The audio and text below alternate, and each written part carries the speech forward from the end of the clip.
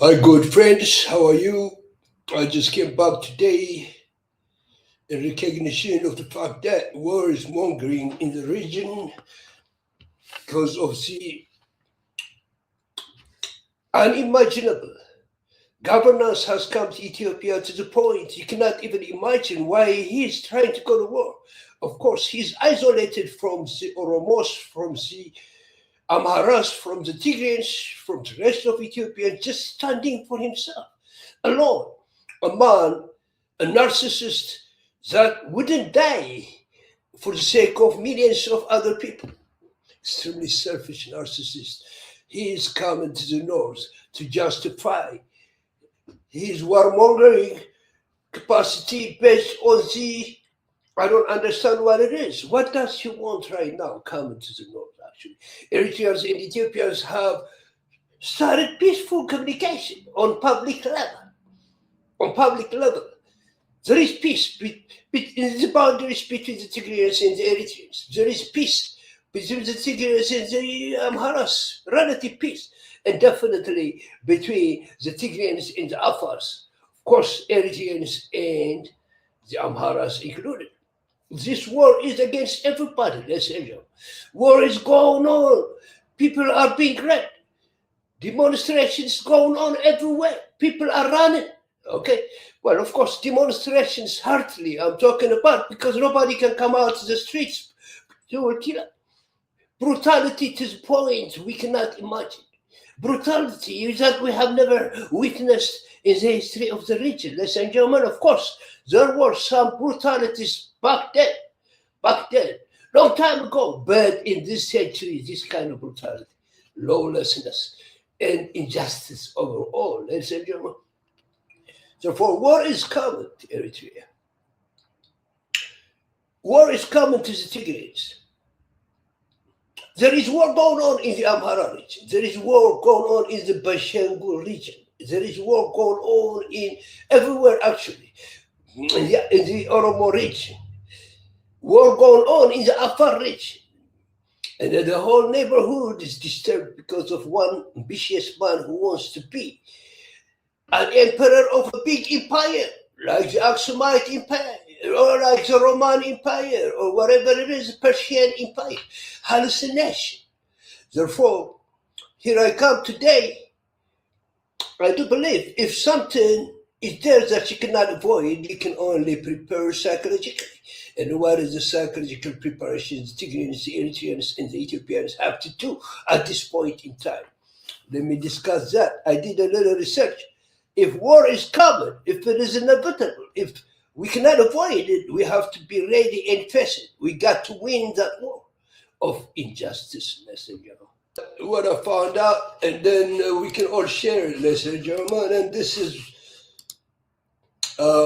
preparing for the psychological impact of unprovoked aggression, whether you are a direct observer, a member of the targeted nation, or a concerned global citizen. Is about building psychological resilience and maintaining a sense of agency in the face of chaos. Okay, let's see what they're talking about. To me, yes, I am a direct observer of the problem. I'm a member of the targeted nation called Eritrea, definitely, or a concerned global citizen, definitely, as a humanist. Because nobody wants to see so much damage done to the Tigrayans or Ethiopians anymore. When a nation faces unjust military or political action, the primary psychological traits are learned. Okay, what are they? Helplessness, of course. We're helplessly watching this guy doing all this kind of damage in the region. And then moral injury. We are injured morally because we cannot understand this insanity and chronic hypervigilance. Of course, we are in a capacity, in a situation where we have to defend ourselves by any means necessary, ladies and gentlemen. These are psychological effects. And how do we overcome the problem common, the psychological pressure common to all of us, and win over this disaster? Well, the first one is acknowledging the injury, injustice. validating that what is happening is wrong. Okay? On a national scale, trusting your moral compass reduces the internal friction caused by propaganda. As you know, there is so much propaganda going on, but do you believe in yourself? Do you trust in your objective? Do you believe or trust in your justice system? Where is the justice right here? Is the justice in favor of the Tigrayans and the Eritreans and the Ethiopians, or it is on the aggressor? Once you differentiate this, we accept it. There is injustice going on. Okay, this is the reality. So what should we do about it? Then we'll be identifying few things that will give you the tenacity to overcome the problem. And one of them is identifying your values. Let's say you remind yourself of the principles you stand for. Example, sovereignty, human rights, peace. This shifts your mindset from victim of a situation to defender of a value. Beautiful point. You want to defend the value. You're not scared as such. You're only worried. Therefore, what are the principles that support the justification of your mental state? Beautiful here. Do you believe in your sovereignty, ladies and gentlemen?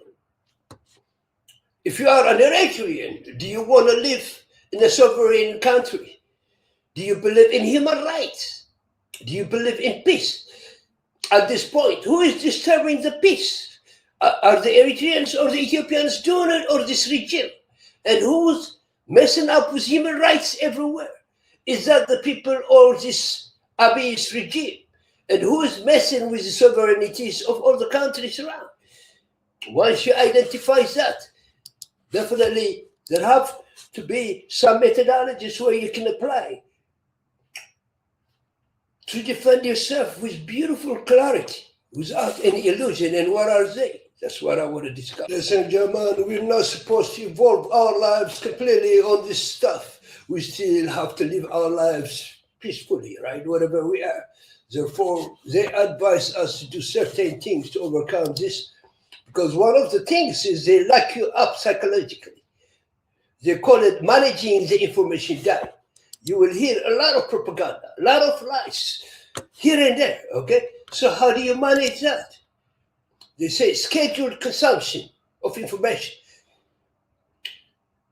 Set specific times, 15 minutes per day,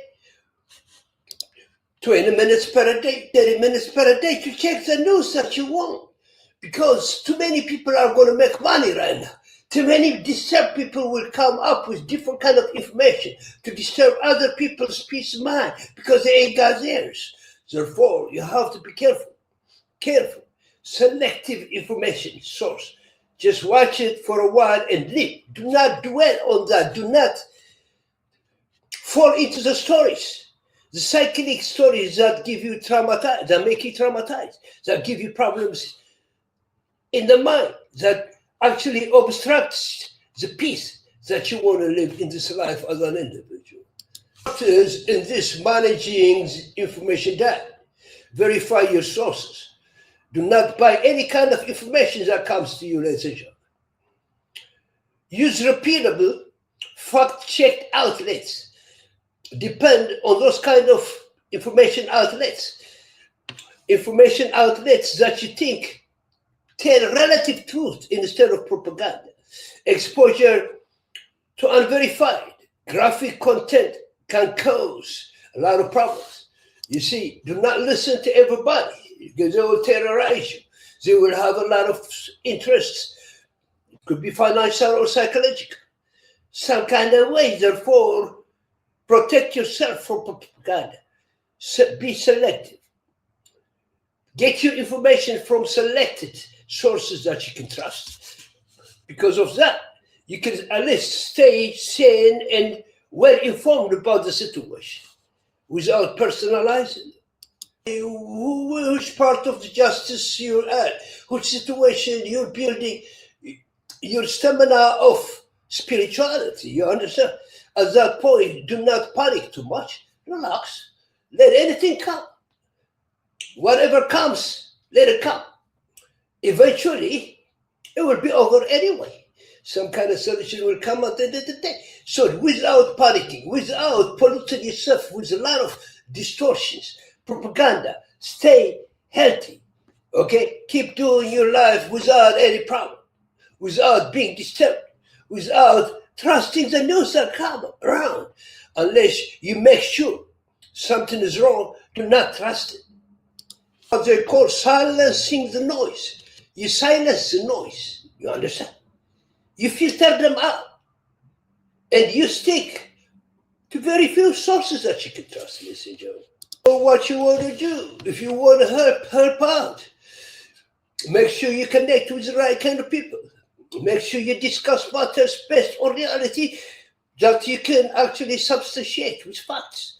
Therefore, stay tuned to your own integrated mind. Make your contacts limited, selective, and make sure that any situation, whatever way it goes, should never disturb your sanity. You understand what I'm saying? Do not personalize it. Human beings are sufferers of their own actions, as you know.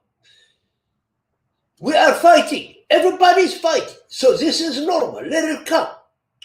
Accept the unjust as much as you can, and show him what he can do to accept justice in whatever way he comes.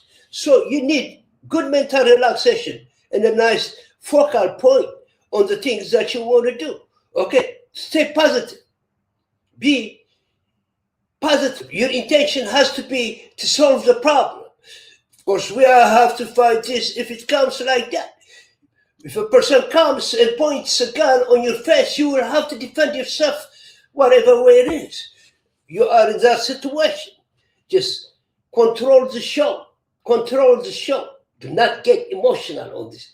Be realistic and stand on your cause, and you will win the war. Nothing is going to happen at the end of the day. At the end of the day, it has to stop anyway. Whether you're going to sit on a table or not, something will have to happen at the end of any conflict. Try to bring the best out of this conflict. Mentally, I'm talking about, ladies and gentlemen, let's make this one, okay, as a jumping ground to more progress, to more love, to more care for each other, and to develop our country as much as we can, okay, to be compassionate to our neighbors as well, because the mindset is more important than the material aspect of anything. War without controlled mind is always a loss. We have to win the war, and we win because we are just, all of us, the Oromos, the Tigrayans, the Amharas, and the Eritreans, all the Ethiopians in general, the Sudanese, okay, the Somalians, and then 1% who's dying for his narcissist ambitions cannot defeat the war. It will be short and effective. So stay tuned. I'm going to come here panicking and telling their own stories, their own insecurities. Do not listen to them. Stick with your ground. Stick with your mind, with your mental setup. If you ask me what kind of setup I have right now, let it come. Let it come. The guy has come. The devil has come knocking the door of its own destruction. The devilish mind has arrived in the door, knocking to kill people, to exterminate people, to rape women, to rob, and to mercilessly murder peaceful people, you understand? To disturb society. Therefore, we know this already, so stick to that. Stick to that. Do the best you can. And no Satan is going to come and win a war against the angels. You understand what I'm saying? The Satan has to be defeated at the end of the day. The egoist mind has to be crushed at the end of the battle. This narcissism has to be destroyed. The narcissist has to shoot itself at the end of the day. Of course, they will destroy a lot of people in the process, but we're going to win. Understand that, but ladies and gentlemen, at this point, whether you're an Eritrean, a Tigrayan, whatever, anybody who wants to team up with this guy, with this political disastrous ambition, with this insanity, by default logic is betraying his own society. By default logic is betraying humanity in general. betraying the Tigrayans, the Eritreans, the Ethiopians, and all Africans as such. Therefore, the devil is a common enemy, and let's kill him together. Kill him and finish it off, so peaceful communication can generate out of this crisis, so something can come up out of this darkness. Like I always say, a crisis is a matter of tolerating it. So finally you can achieve it successful, whatever stuff it has embarrassed inside. You gotta go through the crisis. So you gotta go through troubles to find the gold inside reality, ladies and gentlemen. So we have to build this mindset. Let's wait. It's gonna be over, don't worry. Of course, the Satan will go up and down. Will jive back and left and right. Okay? So we just watch it getting crazy, and when it's over, we have to be able to make some peaceful connection out of this disaster. We Ethiopians and Eritreans must live in peace. Our peoples don't have any problem. The root cause of the problem is political differences. The root problem is actually the militaristic, you understand, might, the arrogance, the I-ness, the identity, superiority, whatever. For that is devilish, and the people want peaceful communication. They want education. They want food. They want good relationship. At the level of humanity, the Ethiopian and Eritrean people have no problem at all, and all of them want peace and stability. Therefore, we have to win. Let's stick with the people and destroy the enemy. You understand what I'm saying? With this, I let you go. I let you go. I sympathize with the Fanos. I sympathize with the Oromos. I sympathize with the Tigrayans. I sympathize, of course, with the Eritreans. As an Eritrean, we got to kill the devil. At this point, the devil has come with his own rope. He has put the rope on his side. The rope is already in his neck. All we have to do is put it up and let him hang down. Because Jesus loves that. God loves that. Allah loves that. This is an image of the Satan that has to be destroyed by his own making, ladies and gentlemen. Let's keep relaxed. Let anything that comes. Let anything that goes. Peace. I love the Ethiopians. I love the Eritreans. Everything will be fine. Trust me. Everything will be gone. Like all of them. Like all the dictators. Like all the bad people in the world. You understand? Like the evil people that we saw in history. Everybody will go, and this history will go down. As actually one of the worst histories in political history. Abiy's legacy is going to be a lesson for many other generations to come. Let's just enjoy the show. Let's enjoy the show because it's right here. Optimism, love. We got to learn so many things out of here. We cannot betray each other any longer. We cannot hate each other any longer. We cannot fight each other any longer. We cannot invade each other any longer. Let's just certify this with a conviction, with a spiritual conviction. The next step is going to be a good ride. It's going to be a good ride down the hill, ladies and gentlemen. I'll see you next, and I love you. Take good care of yourself.